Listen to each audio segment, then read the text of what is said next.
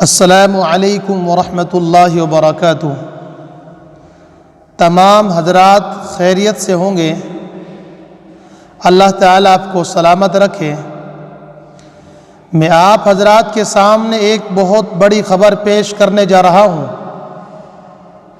خاص طور سے خواتین کے لیے جو دارالعلوم دیوبند میں جانے کا انہوں نے مشغلہ بنا لیا ہے کہ چلو دارالعلوم دیوبند میں گھوم کر چل پھر کر ریل بنائیں گے اور وہاں جا کر بے پردگی اختیار کریں گے۔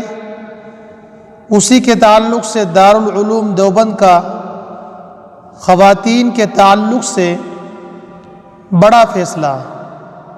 اب سنیے، ایشیا کی معروف ترین دینی درسگاہ دارالعلوم دیوبند کے احاطے میں خواتین کے داخلے پر پابندی عائد کر دی گئی ہے۔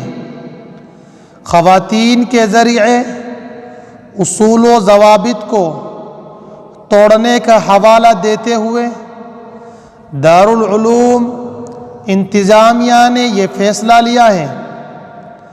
واضح ہو کہ نومبر 2024 میں دارالعلوم دیوبند کے کیمپس میں خواتین کے داخلے پر پہلے سے عائد پابندیوں کو کچھ شرطوں کے ساتھ ہٹا لیا گیا تھا۔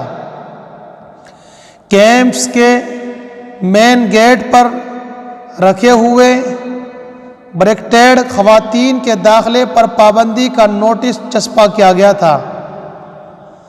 نوٹس میں لکھا گیا ہے کہ ادارے میں خواتین کا داخلہ مکمل طور سے منع ہے۔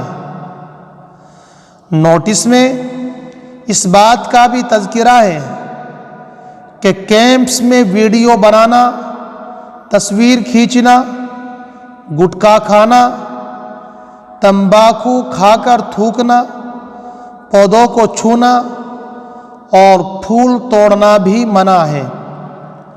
ساتھ ہی تمام زائرین کو غروب آفتاب سے قبل کیمپ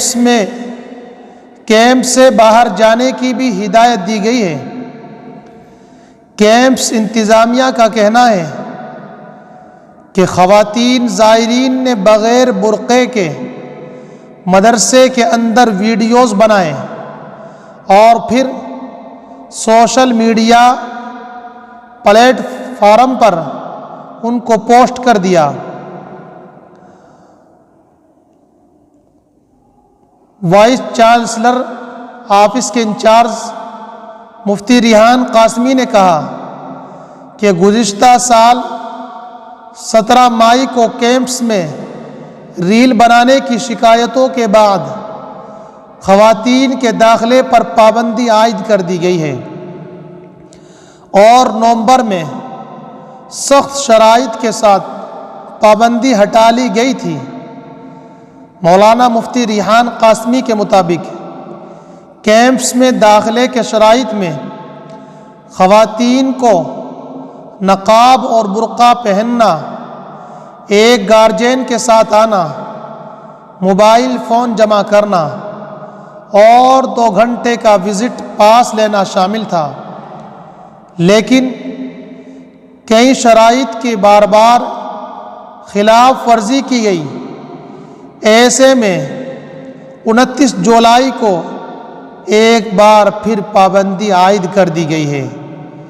اسی لیے میں تمام خواتین سے درخواست کرتا ہوں کہ اپنا وقت ضائع نہ کریں، اپنا وقت برباد نہ کریں وہاں جا کر، اور وہاں جانے سے رکیں، کیونکہ وہ اللہ کا گھر ہے۔